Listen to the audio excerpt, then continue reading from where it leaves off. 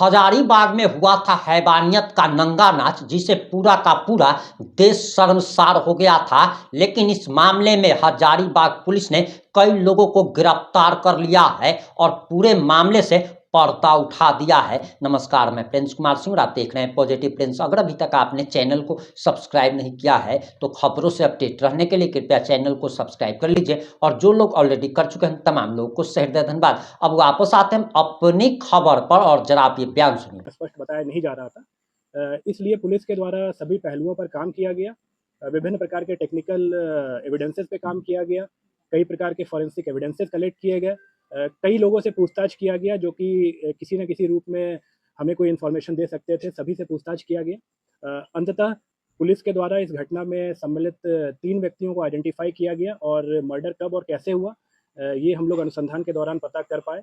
जो 3 व्यक्ति जिनको कि गिरफ्तार किया गया है, उसमें एक मृतका की अपनी माँ रेशमी देवी हैं।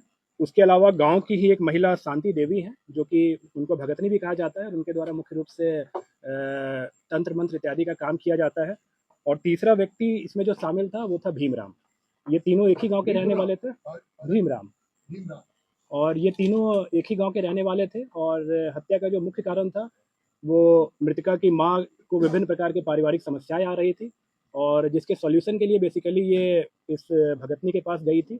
और इसी दौरान एक नरबली के दौरान बच्ची का जान लिया गया। और 3 व्यक्तियों को जैसा कि मैंने बताया कि गिरफ्तार किया गया है, और इन तीनों के खिलाफ बहुत जल्द हम लोग पुख्ता सबूतों के आधार पर चार्जशीट सबमिट करेंगे और प्रयास करेंगे कि इनको कठोरतम दंड मिले। बच्ची का जिसके बारे में बताया जा रहा है 12 वर्ष की बच्ची थी। हाँ जी, बिल्कुल।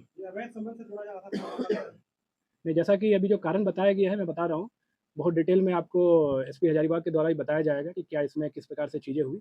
बट मुख्य रूप से ये नरबली का मैटर था, एक अंधविश्वास का, एक तंत्र मंत्र का ये मैटर था। को अवगत है कि 24 तारीख की रात को कुसुम्बा थाना में एक घटना कारित की गई, जिसकी सूचना 25 को थाना को मिली। 24 को मंगला जुलूस के दौरान जो मृतिका है, एक नाबालिग बच्ची है, वो मंगला जुलूस के बाद मिसिंग पाई गई। गांव के कुछ लोगों को ये बताया गया कि घर के सदस्यों के द्वारा कि ये मंगला जुलूस के बाद से कहीं गई है, मिल नहीं रही है, और उसको ढूंढने का प्रयास किया गया। कुछ हद तक गांव के कुछ लोग इसमें इन्वॉल्व हुए उसको ढूंढने में। अगले दिन तक बॉडी या वो बच्ची नहीं मिली। तो फिर जब अगले दिन उसका मृत शरीर के बारे में जानकारी प्राप्त हुई, हम लोगों ने एफआईआर किया। इसमें मुख्य रूप से 3 मेन अक्यूज अभी तक सामने आए हैं। इसमें एक खुद उसकी माँ है रेशमी देवी, दूसरा भीम राम है, और तीसरी एक जो तंत्र मंत्र करती हैं ओझा गुनी जिसको भी कहते हैं, एक महिला है शांति देवी। जो मृतिका की माँ हैं और भीमराम के बीच करीब 10 वर्षों से अनैतिक संबंध की बात सामने आई है, और उनके जो पति हैं वो महाराष्ट्र में कुछ रोजगार करते हैं और कम ही घर आना जाना होता है। मृतिका के जो बाकी भाई बहन हैं वो भी उनको अपने पिता की नज़र से ही देखते हैं, और एक तरह से उस परिवार के ऊपर भीमराम का कंप्लीट होल्ड जैसा है। तो इनके जो पुत्र हैं, मतलब मृतिका का जो भाई हुआ, उसके विषय में उनकी माँ काफ़ी चिंतित रहती थी, क्योंकि वो मानसिक और शारीरिक रूप से उनको कमज़ोर लगता था। साथ में उनका इकलौता बेटा था, तो उनको हमेशा इस बात की चिंता रहती थी कि कैसे इसका भविष्य उज्जवल हो जाए, ठीक हो जाए, स्वास्थ्य भी इसका अच्छा हो जाए। ओझा गुनी का जो उनका उनकी विश्वास है, वो पिछले कई सालों से वो जो हम लोग बताए कि शांति देवी हैं, जो ओझा गुनी करती हैं, और जो एक भक्तिनी जिसको कहा जाता है ग्रामीण परिवेश में, उनके पास जाती थी।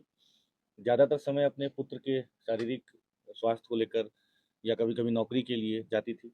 कभी कभी घर में तंत्र मंत्र से अपने घर को बंधवाने के लिए जाती थी, जो सब पूर्व में किया भी गया इसी भक्तिनी के द्वारा।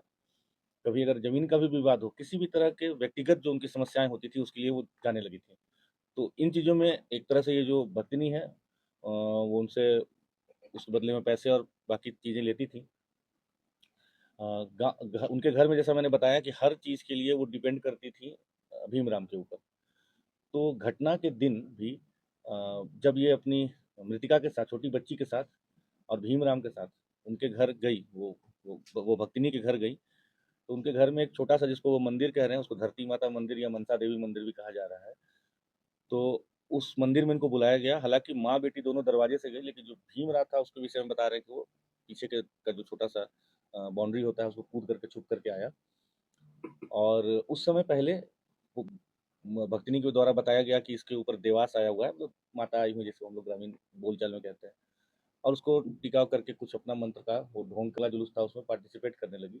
और भक्तिनी के द्वारा बताया गया कि आप दोबारा से आइए, इसको लेके अच्छे मुहूर्त वगैरह के बारे में बताते हुए कि 9:30 बजे के 9 बजे के आसपास के बाद आना है। जब दोबारा से गए तो और साथ में ये भी बताया गया कि जो हम आज करेंगे, इसका इलाज करेंगे, जो बलि हम देंगे, उसमें हमको एक मेल पुरुष का ज़रूरत पड़ेगा। तो मृतिका की माँ इस काम के लिए भीमराम को दोबारा अपने साथ लेके गई और मृतिका को भी लेके गई। उसको, बच्ची को पहले बताया गया कि उसको वहाँ बिठा करके वो मंदिर में, जो छोटा-सा है, उसको मंदिर तो कहा जा रहा है जो भी, तो वहाँ पे बिठा करके उसको पूजा-वूजा किया गया, टीका-उका कुछ किया गया। उसको मुकुंदाना और इलायची वगैरह का प्रसाद खिलाया गया। बोला गया कि तुम्हारे ऊपर कुछ दोष है, आज हम लोग जो उपचार कर रहे हैं, इससे तुम दोष मुक्त हो जाओगी। फिर इनकी मान्यता थी कि जो वहाँ बसवाड़ी है, जो हमारा, जहाँ से हमें शव बरामद हुआ बाद में, कि उसी बसवाड़ी में वहाँ के भूतों को बांध के रखते हैं। ये कह करके इसको वहाँ ले गए और फिर वहाँ इसको लेटने के लिए कहा गया और उसके बाद उसका भीमराम के द्वारा इसका गला दबा करके हत्या की गई। साथ ही उसको, जो उसको कॉलिंग स्टिक कहते हैं, उसकी मदद से आप सब जानते हैं कि इंसर्शन किया गया ब्रूटली और उसका सर फोड़ करके उसका खून लिया गया।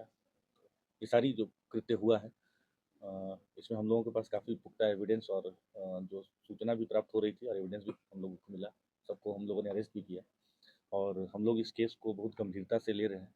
हम लोग पूरी तरह से प्रयास करेंगे कि इसको हम लोग स्पीडी ट्रायल में ले करके जल्द से जल्द मृतिका को हम लोग न्याय दिलाएं और कठोर से कठोर हम लोग उसको दंड दिलवाने का पूरा प्रयास करेंगे। इस कांड के उद्भेदन के लिए 26 तारीख को ही रिस्पेक्टेड डीजीपी मैम के द्वारा और मेरे द्वारा एसआईटी का गठन किया गया था। उस एसआईटी में शुभम थे, जो प्रोफेशनल आईपीएस हैं, साथ में एसडीपीओ विष्णुगढ़ थे, इंस्पेक्टर विष्णुगढ़ थे, 2 प्रोफेशनल डीएसपीस थे, कई और अन्य पदाधिकारी भी थे।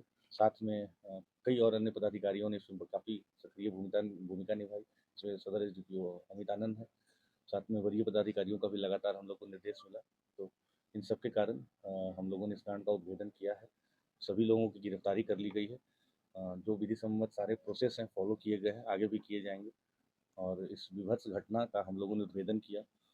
आप लोग जानते हैं कि घटना कारित होने के बाद ये भीमराम ही है जिसने कि इस घटना को कई तरह के कलर देने की कोशिश की। बार बार वो पुलिस को गुमराह करने के लिए, इन्वेस्टिगेटिव एजेंसी को गुमराह करने का प्रयास करता रहा। But finally on the basis of very good evidence हम लोगों ने तीनों को आज अरेस्ट किया है।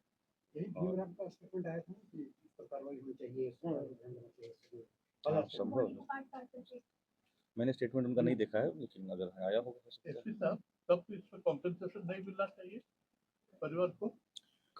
इन विषयों पर मुझे लगता है कि उपायुक्त महोदय आप लोग को डिटेल से ब्रीफ कल करेंगे। जो है इस पे हमने पहले विक्टिम कॉम्पेंसेशन पे चर्चा किया था, लेकिन जैसे ही हम लोग को पता चला कि इसमें कुछ लोग जो हैं परिवार के सम्मिलित हैं, तो हम लोगों ने इसको होल्ड कर दिया है और जब तक इन्वेस्टिगेशन कंप्लीट नहीं होता है उसके उपरांत ही हम लोग इस पे कुछ निर्णय ले पाएंगे। सर, 4 लाख रुपए देने की बात वो होल्ड कर दिया गया है, होल्ड कर दिया गया है। मां ने इन्वॉल्व है लड़की को मर्डर में, रेप भी हुआ सर, वादनी भी हुई है। प्राइवेट पार्ट में जो लकड़ी मिलने की सूचना थी वो कहता है उसके प्राइवेट पार्ट। हाँ, जो उसको मैंने अब आपकी क्या प्रतिक्रिया, अपनी प्रतिक्रिया जरूर दीजिएगा। जुड़े रहे हमारे साथ। जय हिंद, जय भारत।